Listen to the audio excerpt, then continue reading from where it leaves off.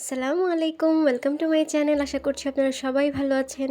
তো আজকে আমি আপনাদের সাথে একটা হাফ পাউন্ডের অরেঞ্জ কেকের ডেকোরেশন শেয়ার করব। তো অনেক দিন পরে হচ্ছে একটা ভিডিও দিচ্ছি। আসলে সময়ই পাই না ভিডিও করার বা এডিট করার সময়টাই থাকে না অনেক সময়। তো এটা অনেক দিন আগে বানানো আমার একটা কেক। তো এটা ছিল একটা অ্যানিভার্সারি কেক।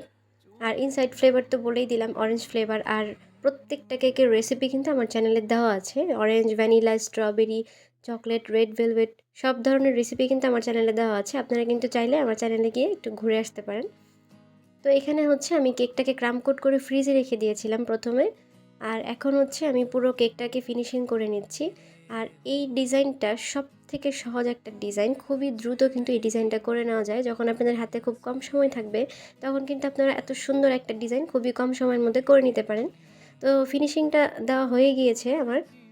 তো ফিনিশিংটা দিতে কিন্তু সময় লাগেনি, যেহেতু আমি ক্রাম কোট করে আগেই ফ্রিজে রেখে দিয়েছিলাম। আর নজেলের সাহায্যে যদি আপনারা ক্রিমটা লাগানো পড়ে, তাহলে কিন্তু হচ্ছে আরও কম সময় লাগে।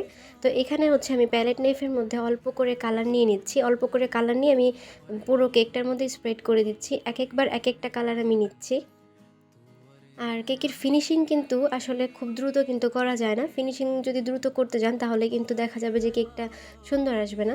তো খুবই সময় নিয়ে ধৈর্যের সাথে কিন্তু ফিনিশিংটা করতে হয়।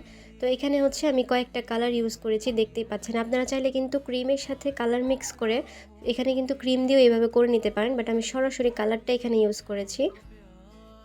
তো এখানে প্যালেট নাইফ দিয়ে বারবার ক্লিন করে নিচ্ছি, কারণ একটা কালার অন্যটার মধ্যে লেগে গেলে কিন্তু কালারটা অন্যরকম হয়ে যাচ্ছে। এর জন্য আমি বারবার প্যালেট নাইফটাকে ক্লিন করে নিচ্ছিলাম।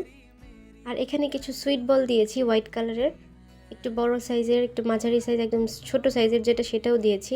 দিয়ে আমি কেকটাকে ডেকোরেশন করে নিচ্ছি। আর এখানে একটা বাটারফ্লাই বসাচ্ছিলাম, তো দেখলাম যে বাটারফ্লাইটা বারবার পড়ে যাচ্ছে, একভাবে থাকছে না। তো এখানে আমি অল্প করে একটু ক্রিম দিয়ে নিয়েছি। তো এই তো ডেকোরেশনটা কিন্তু কমপ্লিট। আর যেহেতু এটা একটা অ্যানিভার্সারি কেক ছিল, তো এর জন্য হ্যাপি অ্যানিভার্সারি লিখে নিচ্ছি। আর শেষে ছোট্ট একটা হার্টও লিখে দিয়ে অ্যাড করে দিয়েছি।